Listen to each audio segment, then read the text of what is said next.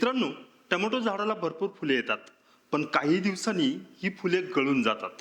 फुलाची सेटिंगच होत नाही, फळ लागत नाही, म्हणून उत्पादन कमी होतंय. आणि मग मनात प्रश्न पडतो की इतका खर्च केला आणि एवढी मेहनत घेतली तरी नेमकं चुकतं कुठे. जर तुमच्या शेतातही हीच समस्या असेल तर हा व्हिडिओ शेवटपर्यंत नक्की बघा, कारण आज आपण फुलाची सेटिंग का होत नाही, त्यामागची खरी कारणं काय आहेत आणि 200 लिटर पाण्यासाठी कोणती प्रभावी फवारणी करावी हे अगदी सोप्या भाषेत समजून घेणार आहोत. टोमॅटोमध्ये फुलांची सेटिंग म्हणजेच फुलांचा छोट्या फळांमध्ये रूपांतर होणं. ही प्रक्रिया व्यवस्थित झाली तरच उत्पादन चांगले मिळतं. पण अनेक वेळा शेतकरी खतं देतात, पाणी देतात, औषधाची फवारणीही करतात, तरी फुले गळून पडतात. याचं कारण फक्त एक नसतं, अनेक लहान लहान गोष्टी एकत्र येऊन ही समस्या निर्माण करतात. म्हणूनच आज आपण एक औषध सांगणार नाही, तर त्यामागचं कारणही समजून घेणार आहोत. सर्वात आधी समजून घ्या की प्रत्येक फूल फळात बदलण्यासाठी त्या फुलामध्ये परागीकरण आणि फलधारणा व्यवस्थित झाली पाहिजे. म्हणजेच फुलातील परागकण योग्य प्रकारे काम केले पाहिजे. जर हवामान, अन्नद्रव्ये आणि झाडाची ताकद कमी असेल तर फूल टिकत नाही, ते पिवळं पडतं आणि गळून जात असतं. तुमच्या शेतातही फुलं येतात, पण लहान देठासकट खाली पडतात का? काही फुले कोमजलेली दिसतात का? काही घोसामध्ये फक्त एक दोनच फळं लागतात आणि बाकीचे फुलं गळून जातात का? जर असं होत असेल तर त्याकडे वेळेत लक्ष देणं खूप गरजेचं आहे. आता लक्षण समजून घेऊया. सुरुवातीला झाड दिसायला हिरवं असतं, पण नवीन फुलांचे घोस लहान राहतात. फुलांचा रंग फिका दिसतो. काही वेळा फुलांचा मागचा जो भाग आहे तो काळसर पडतो. काही फुलं उमलतच नाहीत. काही उमलतात पण 2-3 दिवसात गळून पडतात. झाडाची वाढ थांबते, नवीन पालवी कमकुवत दिसते, मुळांची वाढ कमी होते आणि सर्वात महत्त्वाचं म्हणजे प्रत्येक घोसात अपेक्षेपेक्षा कमी फळं लागतात. आता प्रश्न आहे की ही समस्या नेमकी निर्माण का होते? सर्वात पहिलं कारण म्हणजे हवामान. जर दिवसाचं तापमान खूप जास्त असेल आणि रात्रीचं तापमान खूप कमी असेल तर फुलातील परागकण जिवंत राहत नाही. त्यामुळे फलधारणा कमी होते. ढगाळ वातावरण, सततचा पाऊस आणि जास्त आर्द्रता म्हणजे हवेत जास्त ओलावा असेल तर फुलांची सेटिंग कमी होते. दुसरं कारण म्हणजे पाण्याचं चुकीचं व्यवस्थापन. काही शेतकरी एकदम जास्त पाणी देतात आणि मग अनेक दिवस पाणी देत नाही. अशा परिस्थितीत झाडावर ताण येतो.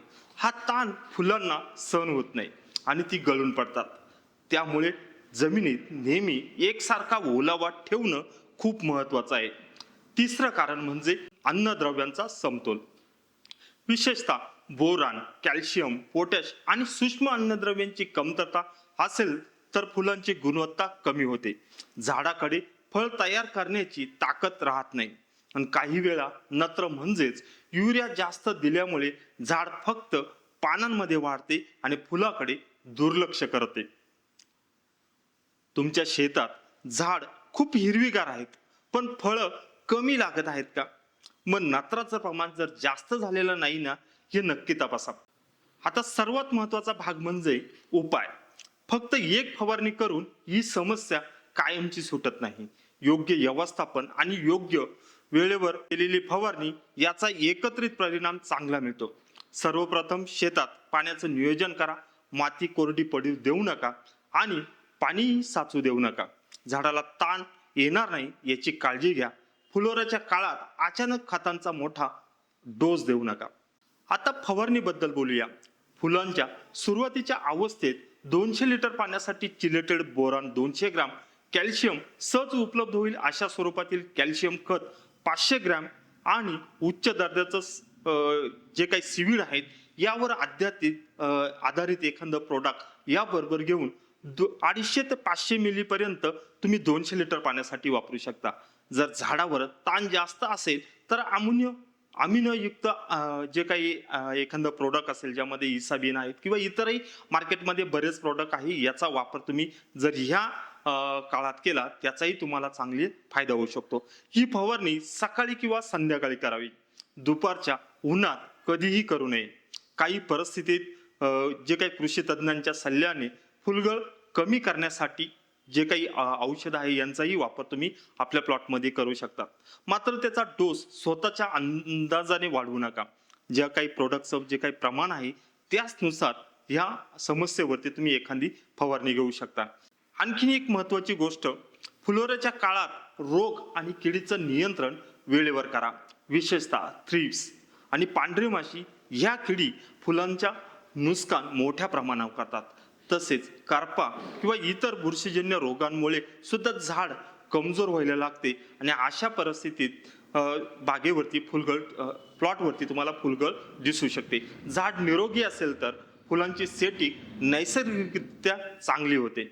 जर सायंटिफिकरित्या जर आपण बघितलं तर फुल फळामध्ये बदलण्यासाठी झाडामध्ये तयार होणारे नैसर्गिक जे काही संजीवक आहे तसेच पुरेसं अन्नद्रव्य आणि योग्य हवामान आवश्यक असतं.